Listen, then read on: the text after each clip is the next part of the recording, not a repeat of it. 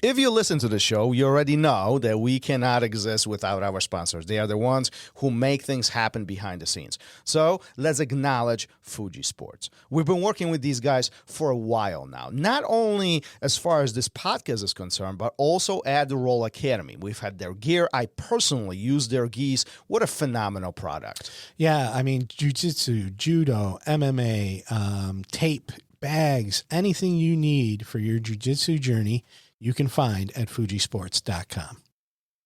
Let's talk RŌL TV. There's so much content on there. It's ridiculous at this point. But I think what is even more intriguing, as time went on during the project, we've been recording most of the events that were taking place here at RŌL Academy. At this point, I mean, we have guys like Chris Howder, Armin Fati, Rafael Lovato Sr., and Pete the Greek. I mean, there are so many different events that we've kind of recorded it. Don't you think that's amazing? I mean, points of reflection and kind of going back for all the students to see what really happened and refresh their memory. Yeah, I think it's great, you know, being able to go back and look at all these high-level practitioners, Octavio Cudo, like one of the names you didn't mention. And I mean, just these guys that have been doing this for so long come in, teach these amazing seminars and workshops, and it's all recorded and there for you to watch. Yeah, absolutely. So if you want to get additional savings on all this, type in code RŌL Radio at the coupon and get additional 30% off of your membership. Nice. Go to rolacademy.tv.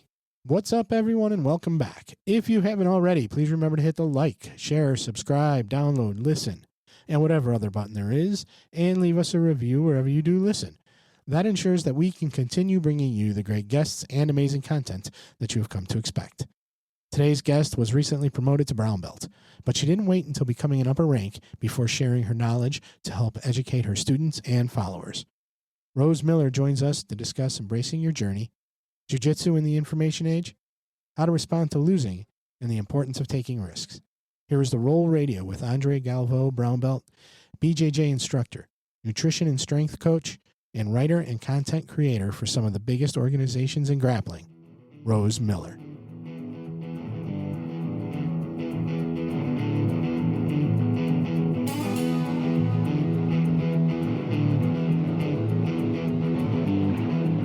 Welcome to RŌL Radio.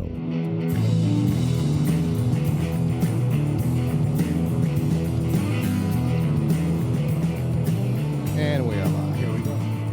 How are you, Gary? Good. After lots of technical difficulties, somebody was in here messing with my light and my camera, and then was like yelling at me to get everything positioned properly. I don't know who that someone was. Wouldn't be me. No, not at all. But now it seems like everything's good to go. Sounds And good. we have a fantastic guest, so we're going to have some fun. Rose, welcome to the show. Thank you for being here. Thank you so much for having me. First things first, congratulations on your brown belt. Thank you. Thank you so much. That's fairly recent, isn't it? Yes, I got it in December 15th. Yeah. Congrats. So a few months. Yeah, and it's obviously coming from Andre Galvo, Professor Galvo, and you know, you've been under his umbrella, his guidance for a while now, training with Atos Camp. And I do have to ask you right off the bat, does the brown belt carry certain weight, particularly coming from, well, arguably one of the best of the best of the best out there, right? So like there's perceptions behind all of this, but I want to pick your mind. What's on your mind? I'll say when I received the brown belt, I was probably less excited than I was, say, when I got my blue or when I got my purple belt. When you go from white to blue, that feels like a really big step. Like, okay, I'm in the game, you know? I do jiu-jitsu, quote unquote, for real. When I got my purple belt, it's kind of like I made it past that place where everyone quits, you know? They say, like, if you get your purple belt, you're definitely going to become a black belt. And then I get my brown belt, and I don't want to say it felt anticlimactic, but at first I was kind of like, okay, this just feels like a transition belt. I don't feel like it's a monumental step. But the first time I went to training with my brown belt on, I was like, that's looking pretty dark. And so I would say it had a bigger impact on me the first time I went to train in it. And that's really when I realized, and honestly, it probably had a huge impact on my life, bigger than the other belts. I started teaching more. I just felt like I had a different kind of confidence in myself, even though that shouldn't come externally. But I found more people seeking me out for information, which was unexpected, but very, very cool. So we'll talk about the life changing in a second. I want to, for a moment, I want to pick your mind on that first day. You come into the academy, the belt is in your bag, life is good, you step on the mat. What is different between the literally 24 hours prior to that and, or, the last training session versus that moment right there? Yeah, I like to think in my head, I tell myself, nothing changes, nothing is different. The belt doesn't really matter. You're still here to do the same things.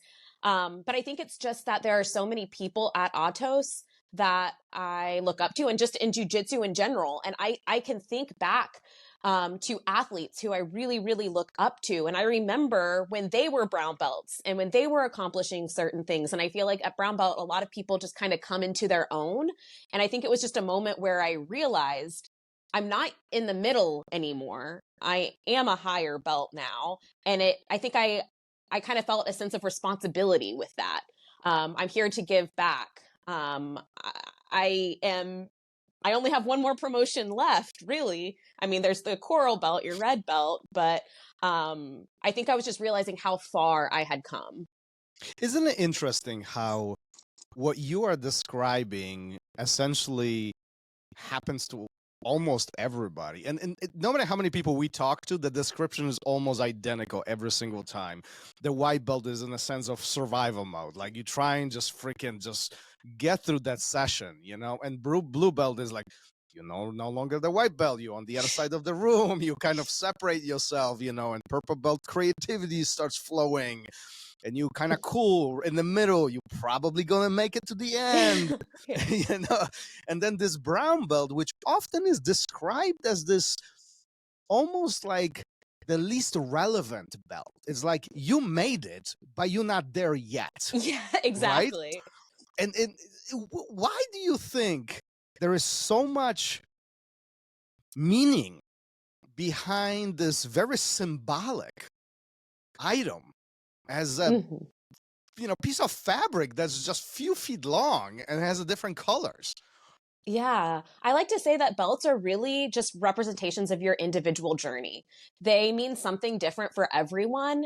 And if we look at it less as this represents the skills I've attained and more like this represents my journey, when we see that next belt, especially the darker it gets, at least for me, it kind of allowed me to reflect on everything I went through to get to that place and realize I have been committed to this for a long time. I was on another podcast recently where it came to me that getting my brown belt kind of felt like turning 27. Like getting my blue belt, I was like turning 21 when I got my blue belt. Like I was ready to party, I thought I was an adult. And then getting my purple belt was maybe like turning 25, where now I'm responsible for some more things. I can rent a car. It's like the last big milestone. And then getting my brown belt felt like I was turning 27. Like I had accomplished all these really big things leading up. And I'm a few years away from turning 30, and I'm unsure how I feel about it, but I'm also a lot more sure of myself in a lot of other ways. And so that's kind of the feeling that it was for me. Isn't that the beauty of, that's the big part of the beauty of jiu-jitsu, that fluidity in a sense, that everybody has their own journey. Historically, if you look at any other martial art, or even other sports that have physical contact, which would have this reward system, they are a little bit more rigid in a sense. There is a little bit more boxed approach. You need to achieve this and this and this and this. Check the boxes off however you want to slice this. Versus in jiu-jitsu, what you're describing is a little more of a personal journey. It allows that 20-year-old to essentially share the mat with a 50-year-old and have different even goals in a sense, achieving the similar goals. No.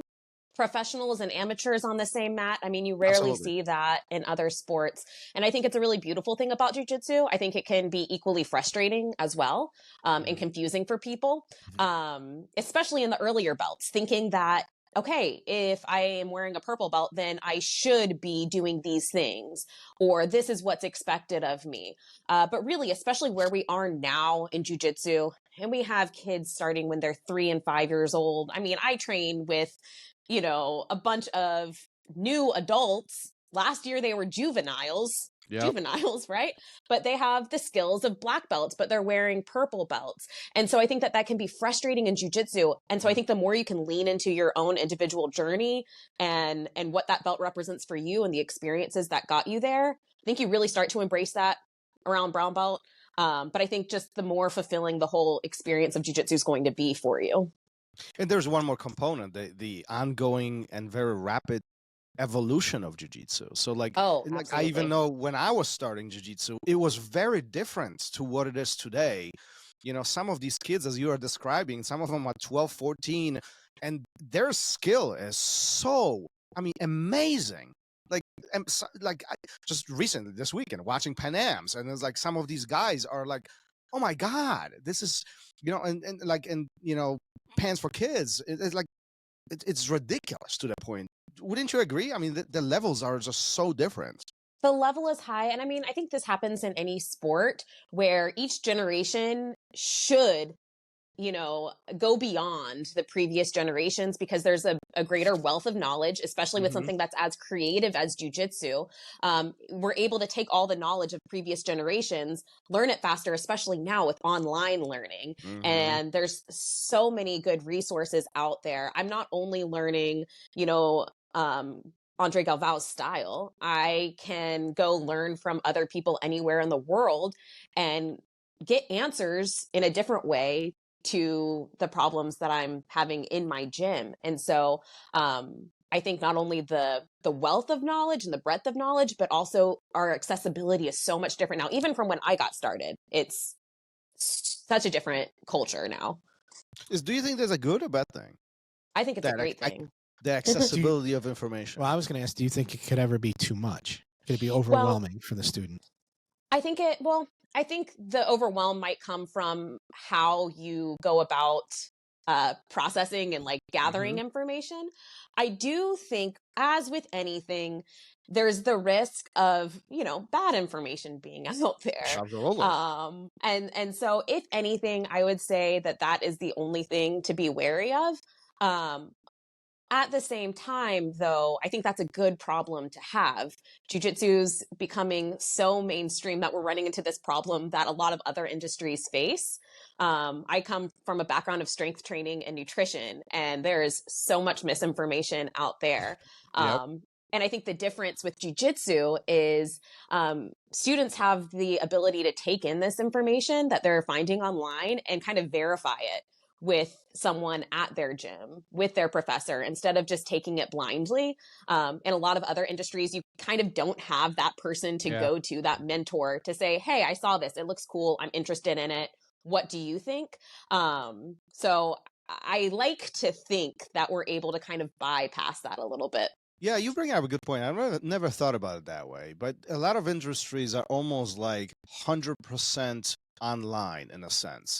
The consulting even takes place very much so remotely, versus jiu-jitsu is unique in a sense where you can gain information everywhere, yet you need this hands-on approach here at your own academy with the hope that, your training partners or your instructors, your coaches can guide you through these unknowns or the questions that you might have. Absolutely. And the other thing with jiu-jitsu is there's so many correct ways to do a technique, and there's very few absolutely wrong ways to do something. So even if maybe it's not the way that your, home professor would teach the technique, you can probably get something out of it, right? And that just comes down to the creativity of jiu-jitsu and all of the different styles there are, which is, I just think really, really cool. Yeah, and this topic conversation comes up frequently, even on this show. Like we have somebody make a phrase or saying that if you got 100 black belts in that room and ask them to teach the same thing, you're going to get almost 100 different versions in a sense. Everybody processes information differently. Everybody has different interpretation of what is being presented, and that creates this fluidity, this very creative approach to this beautiful art that it's continuously growing. Yeah, absolutely. At the beginning of this, you said brown belts had made a biggest impact on you on a personal side. What did you mean by that? Yeah, I think just the opportunities that started opening up for me at brown belt. So literally, I think the day or maybe 2 days after I got my brown belt, I flew back home. It was right before Christmas, so I was going home to Florida to visit my family. And when I was in Florida, a local jiu-jitsu academy reached out to me and asked if I would come teach for them. And then I got back to San Diego and I just started getting a lot of teaching opportunities, more sponsorship opportunities. I just felt like a more trusted resource once I got my brown belt, and it's opened up the ability for me to start, creating more of a lifestyle around jujitsu. I mean, it's always been such a big part of my lifestyle. And when I was a white belt and a blue belt, I was living the, stereotypical jujitsu lifestyle, living as cheaply as possible in the living rooms. I lived out of a van. I lived in my car, all just so I could train as much as possible. But it wasn't really a life. I was working at IBJJF events. I was working for Flow Grappling. I was freelancing, but it was a grind. And once I got my brown belt, at this point I had already kind of established a good life for myself, but jiu-jitsu has always been important for me. I've always wanted it to be a big part of my life, but I kind of took the pressure off of it being my livelihood. But at brown belt, I really started to see, even just in the few months that I've been here, that I can actually create a life for myself with jiu-jitsu, through jiu-jitsu. And that was something I always believed would happen, but I didn't pressure it to happen. And it's really happened organically. Don't you find this interesting that one day in life of an individual can create these opportunities? I mean, like if you look at that conversion between purple to brown, I mean, that literally is just, one day in a sense. Yet you're describing how hugely impactful that is from a result and opportunity perspective. And this is not only today. I mean, what you are describing is a path for the future. Is who knows what's going to happen a month or next next year, or perhaps the one day when you will become a professor. Like these opportunities line up in front of us. And the question is, do we take advantage of them? And then follow-up question comes up: how many people quit, and how many people don't get these opportunities? Right? Isn't that intriguing how life unfolds in this environment? It is. And I think it's really important. Things can seem like an overnight success and things can seem like they happen in a day, but truthfully, it happened over almost a decade of me kind of believing that it was going to happen. And so it all seemed to change very quickly, but it was kind of like it happened very, very slowly and then all at once. And I like what you said about, how many people quit, because something I've told myself from the beginning was, we're not going to quit. We're just going to keep going. We're going to keep going. We don't know how close we are to getting wherever we're going. I had not identified the outcome I wanted. I just knew I wanted to see where I could take this. And I remember even seeing competitors who were such dominant competitors at the colored belts, and then they disappeared by brown and black belt for whatever reason. And then maybe there was another competitor who wasn't super dominant in the colored belts, but stuck with it and ended up on top. Yeah, it's almost like a phenomenon, isn't it? Like, I mean, I just had this conversation with somebody. It's like, who is this guy? Like, we've never seen them before until he gets to black belt, and now, like, it just explodes in front of him. Yeah, they just didn't quit. They've been grinding. And that's really how I think about this. Like, I have been working hard and trying to build connections. And, I've been invested and dedicated to jiu-jitsu for many, many years. So I can't say I'm surprised it's happening, but I also didn't put any pressure on it to happen. I just committed to showing up with my best intention and best work ethic consistently over long periods of time. So I was really committed to the process. And I think that's the same thing that we see with the athletes who end up succeeding at black belt. I mean, I think Fiona Davies is a great example of this. Yes. You know, brown belt, she was always kind of like silver. Yeah. And now she's the queen of the lightweight division. So I look to those kind of examples, and it really motivates me to be dedicated to the process. Yeah, and then it kind of highlights the simple fact that jiu-jitsu is more of an infinite game than anything else. Is not who wins, but really who sticks around, who enjoys the process, not the results. The results will follow. The result is a consequence of what you do. I mean, all these cliche sayings, but there is so much truth behind it, isn't it? Oh, absolutely, absolutely. I think they're cliches for a reason, right? Yeah, right. Good point. Good point. Well, all this hard work gets you to here, but it wouldn't happen without a beginning. And I always bring up a point to reach out and really learn who our guests are. And I would love to do this with you. And as I understand, there is an interesting beginning for you. Do you remember your very first day on the mat? Like legit first day? There's actually, I like to say that there's a multiple first days for me. There's the first day I intentionally pursued jiu-jitsu. But I had been exposed to jiu-jitsu a few times before that. So like the very first time I learned any technique I was running a boxing gym in Florida.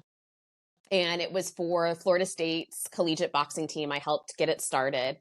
And a couple of the boxers, they came in, you know, these are like 18, 19-year-old college guys. And they had come straight from the jiu-jitsu like recreation club. And I'm pretty sure these were just white and blue belts teaching each other off of YouTube at the time. This is like 15 plus years ago, perhaps. Maybe not quite. No, probably about that long.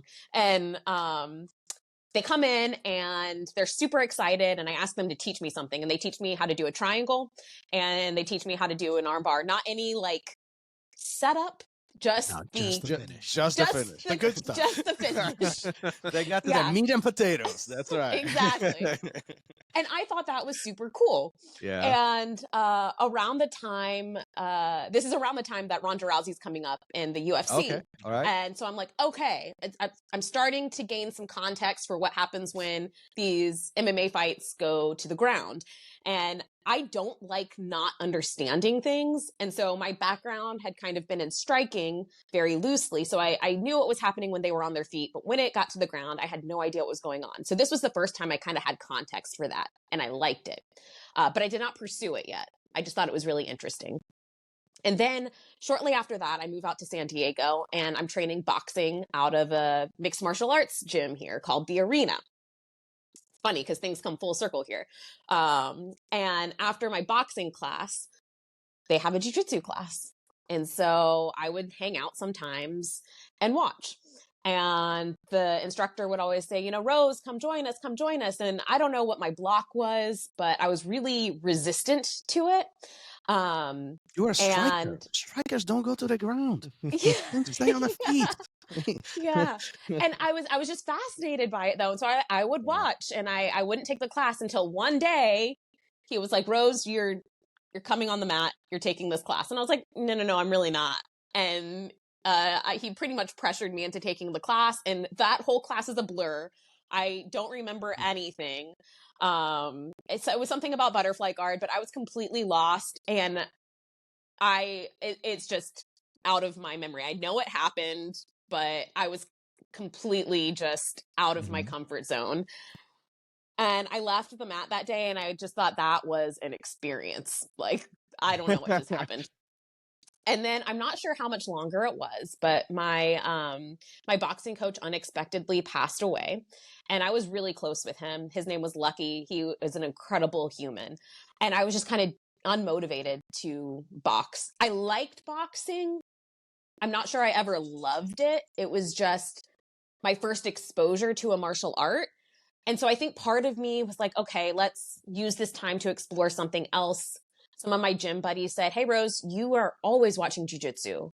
You should actually pursue it for real, and striking will be here if you ever want to come back to it.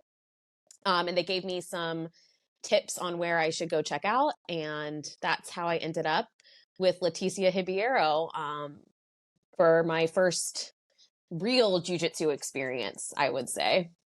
So take three. So take three. This third first class. my third first class. Yeah. And so she was doing one-on-one classes, like 20, 30-minute sessions for any new student who wanted to join.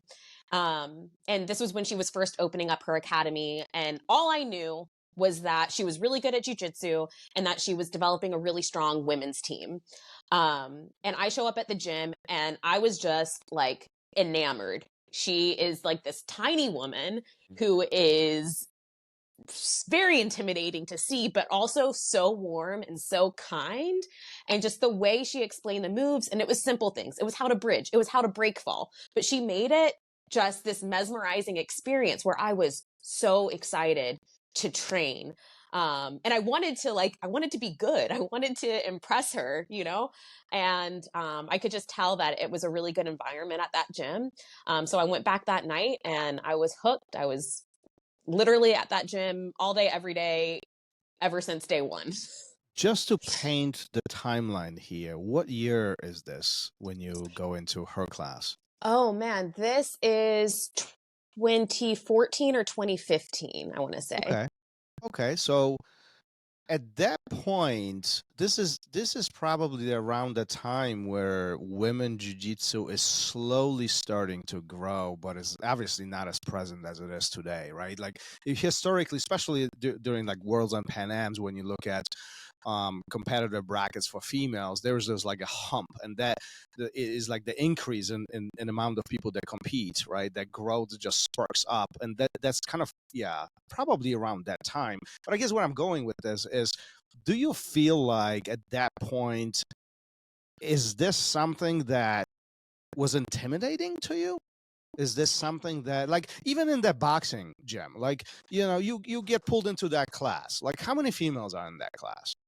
Oh, that was another thing about that class that I would watch at the MMA gym, is there were either no females or one girl. And there was one girl who was a purple belt, and I would see her train and I thought she was a badass. I was just like, I wish I could find her. I was like, I want to be like her. So if you were a purple belt around 2013, 2012 at the arena, you inspired me to get started.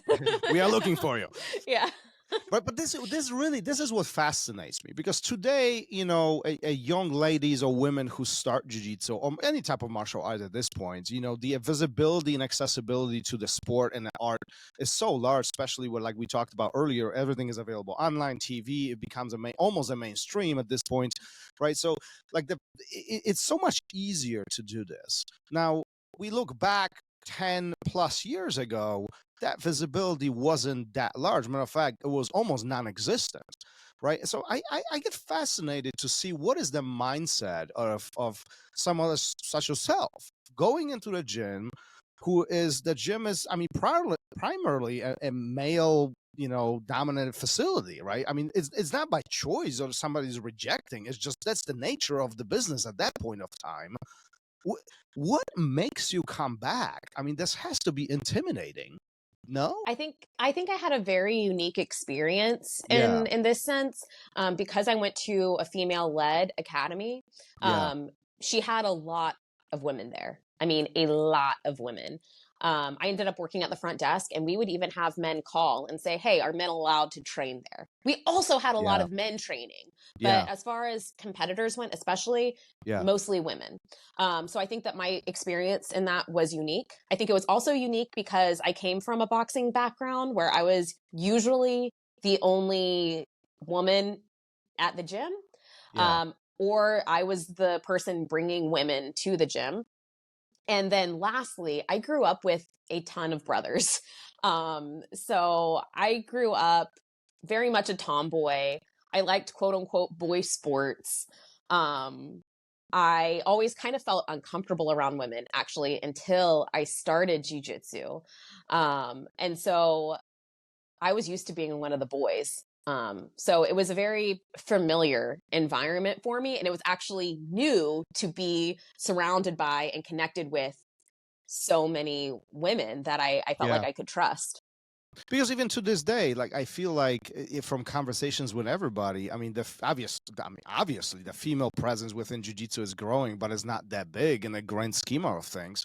And there's a lot of females who want to try jiu-jitsu, but yet the intimidating factor is, well, it's a showstopper often, many times, isn't it? I mean, not everybody's as lucky as where you found yourself, where you walk into the academy. There's not only the leadership is a female who's building a female program, but also there is a large presence of ladies who are supporting each other. There are academies where there is 0 ladies. I mean, making that first step is difficult, or at least could be, wouldn't it? Absolutely. I think so. Even just last night, I was training and there was a woman sitting on the side watching, and a friend and I kind of struck up some casual small talk with her. And I think her boyfriend or her partner was training. And we said, hey, would you ever try it? And she was like, oh, no, I could never. Look at me. And we're like, what do you mean? What does that mean? What do you mean? You absolutely could do it. And so I also think that there's this notion that you have to be tough before you start jiu-jitsu, or you have to be physical before you start jiu-jitsu, which if you've trained, that's not exactly true. Do you feel like jiu-jitsu has a stigma in a sense from that perspective, that this is for guys only, or you need to be certain, I don't know, a look or strength, or you need to meet certain requirements in order for for people to do this? Not only female, but also men. Yeah, I think that there's a lot of misconceptions about that, especially with no-gi. And we're seeing these guys who are full-time athletes, like showing up looking like superheroes and like, that's what I'm supposed to look like. Or, no-gi is very physical, and that's really what's in the mainstream now. And especially with a rule set like ADCC, where there's no pulling guard. So we just see these guys wrestling and taking each other down, where there's this whole other side to the art. Obviously it's still hard. There's still a sense of aggression, but there's also a lot of technique, which unless you know jiu-jitsu, I can see how that's hard to see. It's hard to see it as, I guess, the gentle way, unless you've experienced it. So I do think that there's some misconception there, especially with how it's portrayed right now. Yeah, Thomas and we've talked about this, that I think it's a generational thing too. So women around your age and older will be more intimidated. Where now, like we were saying earlier, we have all these kids training. So all these 10, 12, 13-year-old girls and then young women, I think, are just going to fall into it. And I think when the ratio of women starts getting higher, it's not going to be older women coming in. There might be some of that, but I think it's going to be all these girls growing up in the sport. So that 10 years from now, everybody doing it's going to be 25, maybe 30. And I think that generation gap maybe is what's going to change it. I don't know if you see that too. Yeah, and girls wrestling is exploding right now. Oh yeah. And I think that's really going to help as well. When I was a kid, I was put in dance. I always wanted to do martial arts, but I was put in dance, and I spent 20 years of my life dedicated to performing and competing in dance, even though I always wanted to do a martial arts. I was too shy to speak up and say that's what I wanted to do. But now we're seeing it more normalized, that girls are put into things like jiu-jitsu, wrestling from an earlier age, which I think is really going to help develop the presence later on. Well, I hope so. I mean, I think growth of the sport, that's so important. And I think, every lady should know how to defend herself, even on a very basic level. I mean, that's just fundamentals of what we find ourselves in today. Absolutely. And on self-defense, so many people think that, strict self-defense should be taught in jiu-jitsu, and I'm not opposed to that at all. But even sport jiu-jitsu allows you to realize how to maneuver someone's leverage. Absolutely. How to approach someone like resisting you or trying to control you. And then the confidence that comes with like seeing what your body is capable of is just huge. I almost think that women should start with sport jiu-jitsu and then learn self-defense, because sometimes I see self-defense classes and I'm like, you're not feeling the resistance. You're not feeling the pressure. Yeah. You're not having those really hard defeating days and then realizing that you can come out on top. And I think that that is such an important experience to have, more than any technique, realizing that you can fight, you know? Well, even if you look at just from a self-defense perspective, is defending yourself. It's all about managing distance, understanding balance, using gravity to where you it's in your favor. Like all these things are being used in sport jiu-jitsu as well. So even if you per se, quote unquote, not learning self-defense, but if you know how to manage the space between us, you're already defending yourself just by definition of itself, right? So like it's almost mind-blowing to me when somebody says that, you're learning sport jiu-jitsu so you don't know how to defend yourself. Like Yeah. maybe there is a different purpose behind each, right? The rules of engagement perhaps are different, which sets the environment. So I get that part, but like if I often say, like, if once you achieve a blue belt, I mean, you have some major skills. Like Mm-hmm. at that point, you probably taking care of yourself. You know more than 90% people out there. So Mm-hmm. it's a skill that it should be acquired by many, especially by ladies out there. So it's good to have you and speak to some of these topics and really get some of the insights in your mind. And obviously, you have huge online presence. You have you driving this inspirational and motivational factor behind jiu-jitsu itself. You exposing not only technique, but like I've been following you for a while, and I love from the content perspective what you do. There's many out there that will supply just techniques here and there, but there's more to it. And I'm curious, what really got you to put yourself in that vulnerable position of filming yourself and then, well, let's be honest, being criticized, because that's the best part behind all of this, isn't it? Yeah. Man, honestly, it kind of happened on accident. I don't want to say it was a complete accident. But my friends, I have a couple friends, Heather and Dom, you've probably seen them online as well. And I've known them since I was a blue belt. They've been huge, just friends and mentors and a support system for me, even before we were on the same team, even before I joined Atos. And they were making content. And I was always the uke in their videos. That was okay, yeah. I was the uke. And during Purple Belt, they were like, Rose, you should put out some content. And I started doing it just for fun, kind of as a way to process information myself, partially as a way to be creative. During my Purple Belt years, I started suffering from concussions. And so I couldn't compete as much, but I still wanted a way to contribute to the jiu-jitsu space, right? And so it was kind of a way for me to still do something with jiu-jitsu aside from just training. I need to be prepared. I need to know what I'm talking about if I'm going to put information out there, right? So it encouraged me to study, even though I wasn't going to be competing. And then honestly, just fun. It was just something I liked to do. And it kind of caught me off guard how quickly it gained traction. So I really didn't think about the vulnerability piece as much until I started to gain a larger following. But vulnerability is something that is hugely important to me. Authenticity is very important to me. And I didn't want to have a page and I didn't want to have a following that was inauthentic or just to get attention. I really wanted to share things that I believed in. And I wanted to share all my past experience because I love jiu-jitsu, but I also have a lot more to offer than just jiu-jitsu. I have a very kind of complex background. I studied philosophy and creative writing in my undergrad before I pursued exercise and nutrition. Prior to that, I've competed in a lot of other things. I've been competitive my whole life. And let me tell you, I was not good at competing in jiu-jitsu when I first started competing in jiu-jitsu. I did not know how to lose. I did not have a growth mindset when I first started. And these were things that I really had to cultivate and learn. And so genuinely, I wanted to share what I wish I knew when I got started.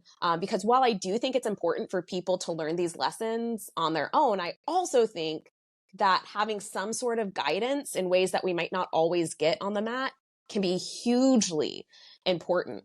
And probably one of my worst fears was meeting people and then thinking I was different in person than I appear online. And so that authenticity and vulnerability piece is just kind of like, this is who I am. I'm not trying to be anyone else. So that's kind of my thought process behind it, at least. A moment ago, you mentioned that you didn't have growth mindset, and that was something that you had to develop and work on. And yet, that's such an important part of growing in jiu-jitsu and making personal improvement. I'm wondering, why did you stick around then? I mean, so many people, like, just witnessing this as a third party. I mean, we see so many people at the academy here, and you can clearly identify this fixed mindset and growth mindsets, this opportunity and ability to let go and sponge information. And many struggle with this. This is a big obstacle for many people. And then you are describing that this is something you had to develop, yet so many years later, you're still in jiu-jitsu. How did you work through that? Yeah, this is actually something that I have recently realized about myself. I used to think that I always had a growth mindset. Yeah. Because I've always been a hard worker and I've always been a competitive person. And so I was actually just thinking about this this morning. And a moment came to me from my childhood that I think really displays kind of this turning point really, really well. So I share this next story with caution. It is not a diss to my parents. My parents are amazing. And they were really, really good at words of affirmation, right? So I grew up hearing how good I was at things, Yeah. not how hard I worked, even though I did work very hard. But I grew up hearing, Rose, you are such a good Amazing. dancer. People show up just to see you. You're so good at piano. You know, you could be a concert pianist if you wanted to. Basically, that I was good at everything I did and that I could be anything I wanted. And their intention was really, really good with that. And I grew up feeling so loved and so capable.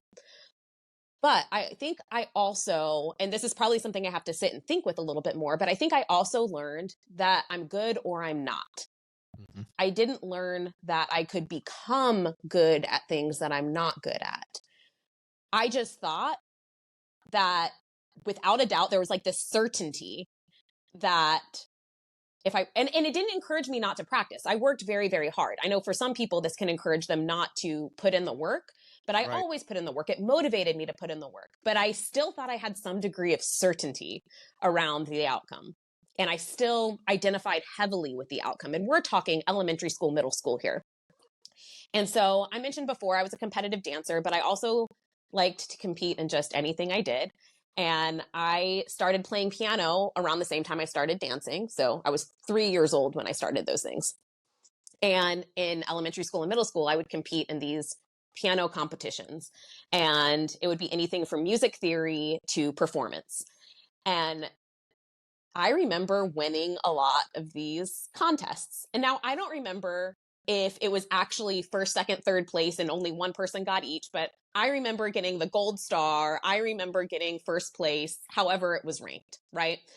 And there was one contest where all of the kids play the same song. And so you have to be the best at it, right? They're comparing the note for note, basically. And I went in very confident. I thought I gave a stellar performance. And I remember they called third place and it wasn't me. They called second place and it wasn't me. They called first place and it wasn't me. And I got my certificate and it just said honorable mention. And I remember feeling destroyed. And my piano teacher and my mom told me, no, they made a mistake. Your performance was great. You actually got first place. And looking back, I don't know if that was true or not, but I was so discouraged. I didn't compete in piano again after that. And for me, even though I was always a hard worker and even though I continued to compete in other areas, that was such a display of fixed mindset for me, thinking that I couldn't correct mistakes or I couldn't do better or I needed a certain outcome to make it worth it. And I'm not exactly sure where that shifted. It may have shifted sometime around the time I was boxing and moved to San Diego, if I'm being honest. So I've been in San Diego almost 11 years. And I can think of a couple other examples where I think that kind of mindset really got in the way of my growth. Even in dance, I expected to get a certain solo, and if I didn't get it, I was crushed. And I let it really affect how I thought about myself. Boxing, I remember having this fear. Part of the reason I wanted to compete in jiu-jitsu was because I recognized in boxing, I didn't fully expose myself. I didn't fully risk to find out if I was quote unquote good at boxing or not, because that's how I was thinking about it at the time, because I was so scared of losing after tasting my first loss as a kid in piano. And so I would only do things that I was certain that I would come out on top, or perceived certainty. And so I remember when I started jiu-jitsu, I didn't like that about myself. I didn't like that I never really competed in boxing. I would do some local smokers, but nothing that felt high stakes to me. Things that would kind of protect my ego. And so when I started jiu-jitsu, I knew I wanted to risk that. And I competed 2 months into training, and I lost so fast, let me tell you. And it was the first time I had a different response to losing. And I don't know what it was about jiu-jitsu that I saw. I think maybe it's because everyone sucks at jiu-jitsu at first, right? And since I had done everything since I was 3 years old, I hadn't experienced sucking. But everyone sucks at jiu-jitsu. Yeah. And so by nature, you have to accept growth mindset or you're going to quit. And I started reading more on it. I mentioned my undergrad was in philosophy. So I was very invested in learning about myself. My minor was psychology. So I've always learned about psychology. I've always learned about ways of thinking and ways of being and ways of existing. But I think this was the first time I really held myself accountable for applying it to myself. And I think I needed that. I think I needed all the losses to figure out how to succeed, how to win. We hear this all the time from everybody all around. I mean, this is nothing new that you're describing, right? And it's like the failure is the building block to the success. We have to experience us tripping over and falling before we get up and feel stronger to do it again. Yet, so many, I mean, enormous amount of people are unwilling to open their mind to it. I mean, how many people you run into that, they lose their first competition. They don't get the belt promotion. They get their guard passed. They get submitted. They get thrown on the ground, and they never ever show up again. They just stop. They hang the belt and it's over. I mean, don't you think that we should give ourselves a little bit more credit and try it again? And this all just sounds so simple, yet isn't. Absolutely. Yeah. I like to say my motto for life is I'll try anything twice. I don't like the saying I'll try anything once, because that one experience could be a fluke. So well, based on your story, you're trying times. 3 times. Yeah. Yeah. At least twice. I'll try anything at least twice. If there's any room for doubt, I'm going to try again. Yeah. So yeah, I think that that's a really common experience. And I think it happens for a multitude of reasons. I think for some people, it might be ego. For some people, it might be, well, I'm just bad at this. For some people, it might be, wow, it's going to take a lot of work to get good at this. And I don't want to invest that much time. There's something else that I'd rather do, maybe even something easier. So I think it could be a lot of different things for a lot of different people. I also think we focus so much on the people who win their first time, who have these kind of sensational stories, because they do happen. We do have the people who are winning more than we see them lose. Those are the heroes, right? The people we look up to, right? Yeah. But no one really talks about their losses. I joke and I say, like, everyone on Instagram probably thinks that I've never won a tournament in my life because I talk so much about losing. Yeah. But it's because I don't think it's something that we talk about a lot. And, any tournament you go to, half the people are losing first round. A lot of people experience loss. And a lot of those people continue competing and overcome, Listen, Rose, take this even deeper. 99% of people will lose the bracket. I mean, only one Yeah. person wins, Only right? one person wins. Only one person wins. That means everybody else lost, right? Yeah. And there's so many people that I look up to. And what really did it for me was I realized I knew my favorite athletes have lost. I didn't care. I was inspired by the way some of these people lost. I was inspired by the way some of these people won, and they just carried on. It didn't matter. You know, I was inspired by the performance, not the outcome.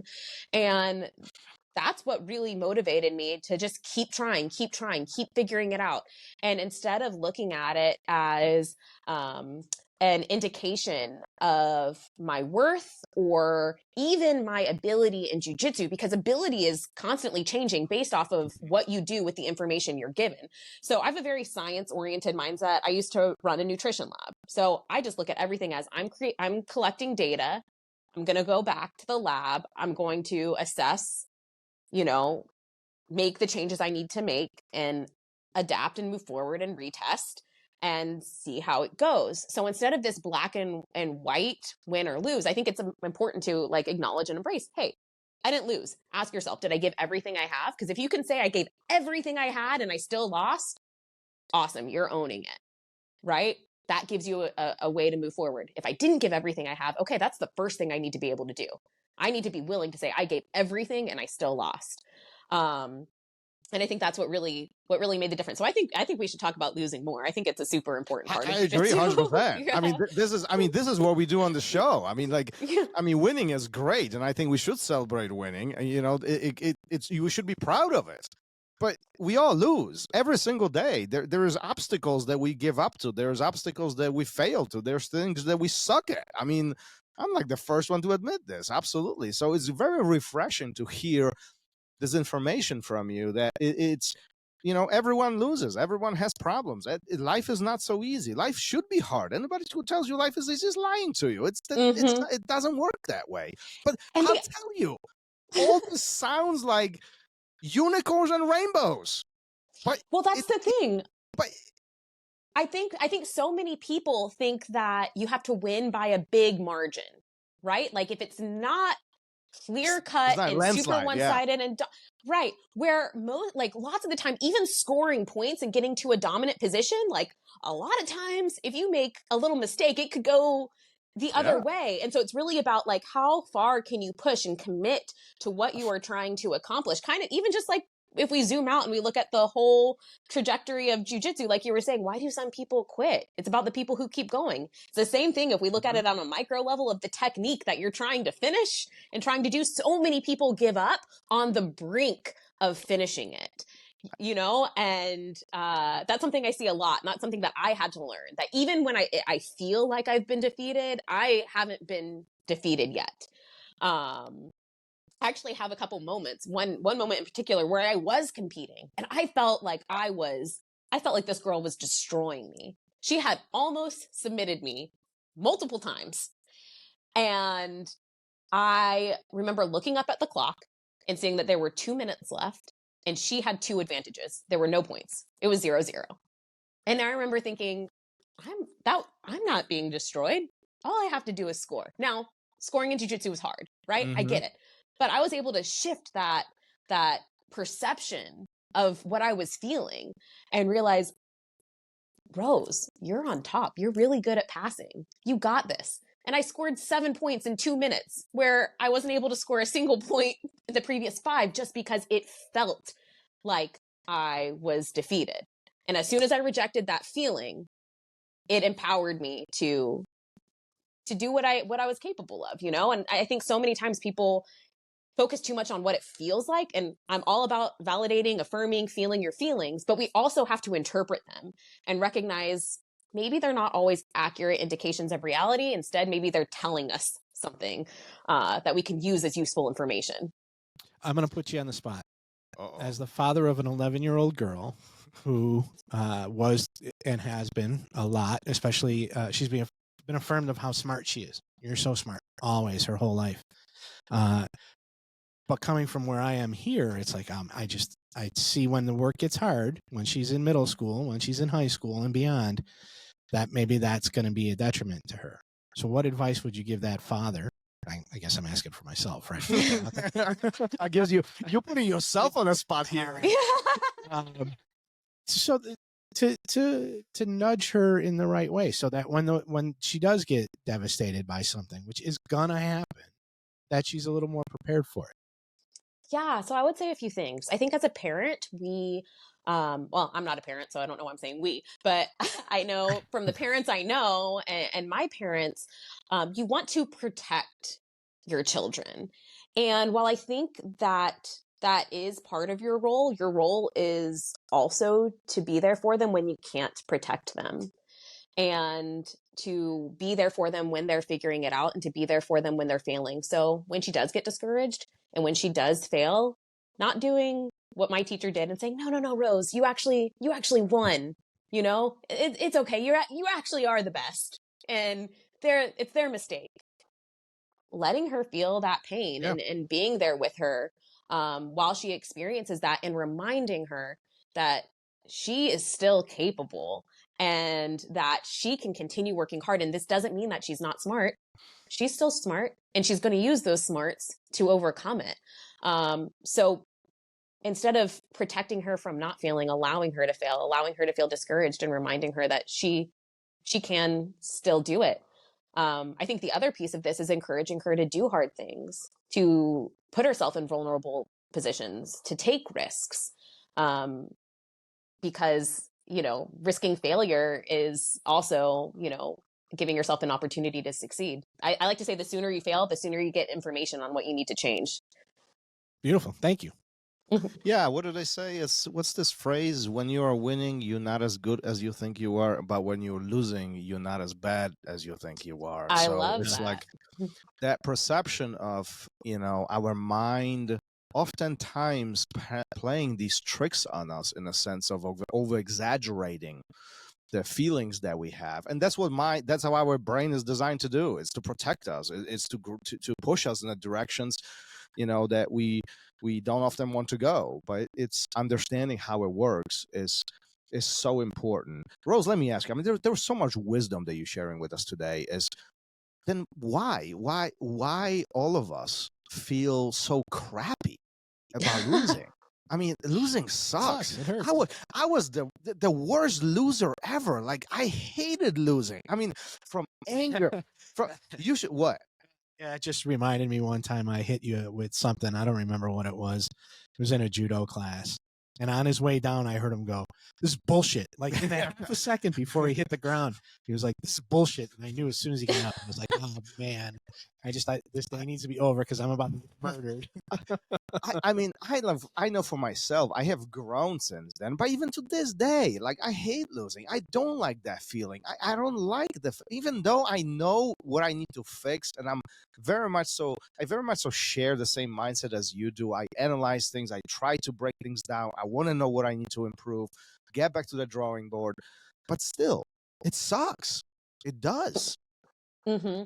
Well, I think on the one hand, I don't think a lot of people practice intentionally, like getting these mental reps in of how to handle a loss. A lot of times Yeah. it's something that we learn after the fact, and we're like, okay, I'm going to apply it next time. And who knows? Like, I mean, I try to do this in training. I try to practice these mental reps as much as possible. I think a lot of times people don't know how to handle losses. I think a lot of times people don't know how to handle success too.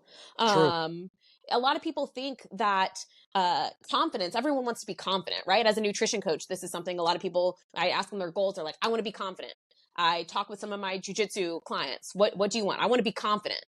And a lot of people think confidence is like a place or a result or a number. And so we think that if we lose, like I'm losing this quality about myself, or this opportunity to believe in myself, the right to believe in myself. But confidence is not a result. It is something that we cultivate internally. It's a mindset. It's a practice. It's this belief that hard work pays off. Sometimes success creates so much pressure in your mind that it makes you less confident. Oh, absolutely. Right? And failure doesn't necessarily have to deteriorate our confidence. It can give us information to build confidence, right? So ultimately it all comes down to this perception. And I think that losing is hard, one, because it's hard to go one-on-one with someone and say, what I did wasn't enough, you know? And on the second hand, we're just not taught how to handle it. Well, and oftentimes, I'll take this deeper. Oftentimes we are being told that losing is not okay. You know, Yeah. our surroundings, our coaches, our parents, our support network embraces the victory, but they don't support us when things don't go according to plan. And I think that's something that you spoke quite a bit during this episode. Yeah, or at least we don't feel as supported, or we're afraid of letting people down, especially something with jiu-jitsu. Like, I don't want to bring shame to my team, especially when I come from a team that's known for winning. That was something I had to deal with when I first started competing under Atos was, am I expected to win now? And some people do good with that expectation. I do not. So, like, learning how to show up for you. And I think that this is applicable in all areas of life, right? This feeling of not wanting to let people down, actually holding you back from giving your best. And yeah, I completely agree. Yeah. No, I mean, listen, it's okay to lose. It's okay to suck. It's okay to make mistakes. You know, it's what we do after that.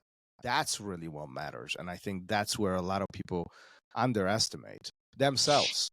And also what we do leading up, right? So we don't want to let saying, okay, losing is okay. We don't want to let that thought, and I think that this is why, right? We don't want to say, losing is okay, and so I'm not going to try. Right. No.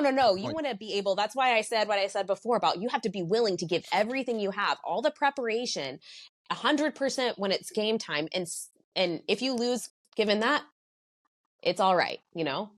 I love it. Rose, we've been at this for almost an hour at this point. Before we start wrapping this up, what we do at the end of every episode, we have a question for you from our previous guest. However, she had no clue, and it is a female, she had no clue that you will be answering this. So she asked this question completely in blind. Gary's going to take a lead on this, but it always creates an interesting end to the episode. Yeah, and this is from a great friend of the Academy here, but she's out your way. This is from Erika Dawn, and she wants to know, what is one concrete way you can put action into better serving your community? And she didn't say, it's not jiu-jitsu specific, so take this wherever you want. Okay, and me personally, or you as in people in general? Oh, this is you. This is you. This is me you. specifically. Yes, we just put you on a spot. We just put you on a spot. So what is one way that I can take action to help my community?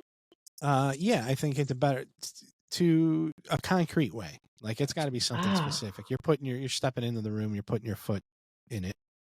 All right, I love this. I think really speaking up, using whether it's my platform or just my voice and interpersonal relationships to advocate for people who may not be listened to or may not have a space to advocate for themselves. I think that there's a lot of polarity in our society right now, and a lot of people who can't advocate for themselves. And so I think one way that I could take action is to use my platform to do that. Wonderful. So, follow up to that. Do you think that mat is an equal space for everybody then? I think the mat, that's a tough one. I think the mat should be an equal space for everyone, but I don't think it is, and at least not every mat. I think some mats are or could be, but I think that there's still a lot of spaces where certain groups of people don't feel as seen or as safe. Yeah, and that's why I ask, because that should be the goal for all of us. That should be the goal for jiu-jitsu community as we continue growing, embracing this, and going through this evolution, especially the last 5-10 years. I completely agree. The mat should be a safe space for everybody, regardless who you are, what your beliefs are, what your abilities are. Everybody should try jiu-jitsu, and it's too beautiful not to allow everybody to give it a try. Absolutely. And so I would say, like, if you're one of those people who maybe doesn't feel safe training, reach out to someone who does train, who you feel like you reach out to me, shoot. And I will create a safe space. That is something that is hugely important to me. And I think the more people we have showing up from diverse backgrounds, just the more diversity we have on the mat, the safer the mat is going to be. I agree. Couldn't agree more. Couldn't agree more. So with that being said, if anybody wants to reach out to you and they've been living under the rock because they don't know who you are, where can they find you? Where are you on social media, websites? I mean, just unload, offload all of this. Share, please. So you can follow me on Instagram, Rosie Rolls. So that's ROSIE You can also find my website at rosierolls.com, where you can find more information about me, my coaching services, group coaching, or honestly, just ask me a question. I have forms on there where you can shoot me an email. Sweet. And as always, we'll post all the links in the show notes. So if you are interested to reaching out and connecting with Rose directly, you have easy access to that right below this episode. Rose, thank you for an amazing story. Thank you for being such a huge, open-minded platform for people to grow and really embrace this amazing jiu-jitsu journey. But more importantly, thanks for being really open-minded and sharing your story, because I know that's sometimes difficult. And I appreciate you being on a show and spending the last 60 minutes with us and really sharing who you are and what you've done and how you got to this amazing place, and so much ahead of you still. So it will be nice sitting back and watching you grow. Gary? Yeah, I really appreciate vulnerability came up a couple times, and I appreciate you putting yourself out there and letting everybody else know that they can do that too. And something else I wrote down was empowered, and I like the way they kind of go hand in hand with your story. So I appreciate you sharing all that. We've had a couple really great guests lately, and it's great to have another one just kind of keep the momentum going. So I appreciate it. Thank you. Thank you so much. You guys are great. I really enjoyed this conversation. Thanks. Thanks for the parenting advice too. Yeah. I'll go home and do that today. Yeah. Hope it helps. There you go. You are picked. Awesome. We love it. We love it. All right, Rose, let's wrap this up for today. We'll give you a day back. Again, thank you for being here. Thank you for sharing your story. And hang in there. We'll see you around. Thank you for listening to RŌL Radio. If you enjoyed the show, don't forget to leave us a review and help us make the show even more amazing. For future episodes, check out our website and follow us on all major podcast platforms. Take care.